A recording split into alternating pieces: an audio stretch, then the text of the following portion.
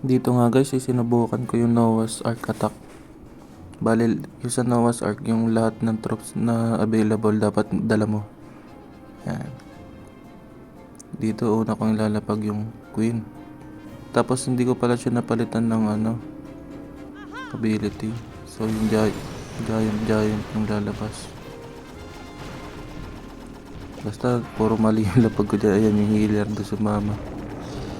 Tapos yung pambasag ng wall. Then bang. Tapos mamamatay kagad si Queen dyan.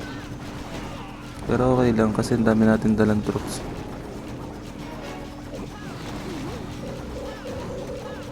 Tapos ayan. Tapos nag-isip na ako kung saan ko ilalapag yung ibang troops. Mahina lang naman yung depensa niya kaya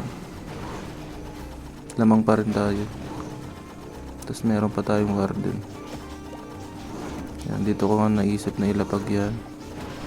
Tinda natin dyan. Tapos yung Pega. Dito yung Pega kailangan makapasok kaya kailangan kong basagin kagad yung wall. Yan, sakto papasok eh. Tapos nilapag ko na yung mga event tayo, drops.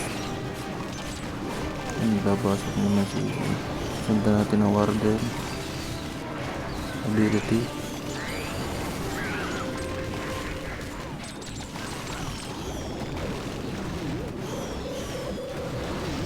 Yan, mali din ako ng blip ang tawag doon. Papadaanin ko sana sa Inferno eh. Hindi ko napansin nandun pala yung town hall. Dito naman eh lamang talaga ako kasi TH 12 ako tapos TH 11 lang. Tama ba? O tama. Sinubukan ko lang dalhin lahat ng troops.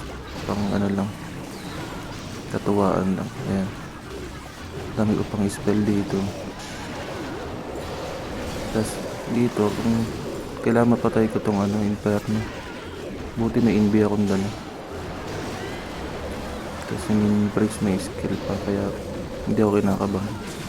Kaya inbi ko siya. Pag nabasag niya, okay na.